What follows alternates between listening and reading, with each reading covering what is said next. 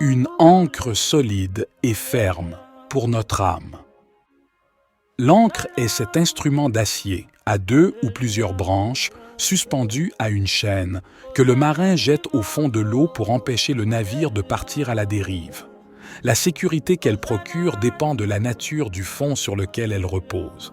Elle est préparée avec le plus grand soin, et l'on s'efforce de discerner la moindre fissure susceptible de diminuer sa solidité.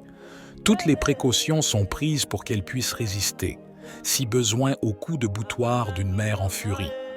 Aux Hébreux 6, verset 18, il est dit « Nous dont le seul refuge a été de saisir l'espérance qui nous était proposée. Cette espérance, nous l'avons comme une ancre solide et ferme pour notre âme.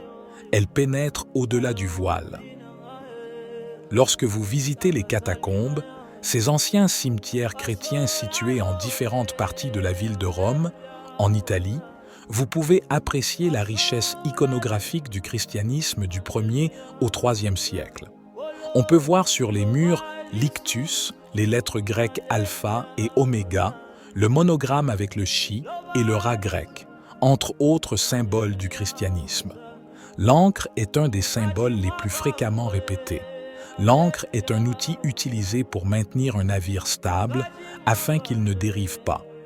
Les philosophes grecs, qui voyaient la vie comme un navire en voyage, donnaient à l'ancre un sens métaphorique.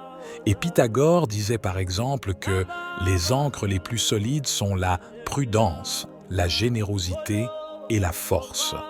Épictète considérait qu'il ne convenait pas d'attacher notre vie à une seule ancre ou à un seul espoir, qu'il valait mieux avoir plusieurs options. Bien que l'ancre soit un symbole largement utilisé par les Grecs et les Romains, les chrétiens se sont appropriés cette image en se basant sur ce passage biblique, afin que, par 2 actes immuables, dans lesquels il est impossible que Dieu mente, nous ayons un puissant encouragement, nous dont le seul refuge a été de saisir l'espérance qui nous était proposée. Cette espérance, nous l'avons comme une ancre solide et ferme pour notre âme. Elle pénètre au-delà du voile dans les livres des Hébreux, 6, versets 10, 8 à 19. Paul présente à ses lecteurs que les promesses de Dieu sont immuables, fidèles, que Dieu ne ment pas et qu'il tiendra toutes ses promesses, comme il l'a fait avec Abraham. Quand ces promesses deviennent une pleine réalité, il nous appartient de saisir l'espérance qui nous est proposée. Cette espérance devient une ancre solide et ferme pour notre âme, c'est-à-dire qu'elle nous aide à demeurer ferme et solide quand les adversités et les tribulations nous secouent. Alors que les ancres humaines arrêtent le navire, l'ancre de l'espérance du chrétien nous élève dans le sanctuaire où se trouve Jésus. C'est la seule ancre qui nous aide à avancer avec confiance, celle qui nous donne la certitude d'arriver à bon port.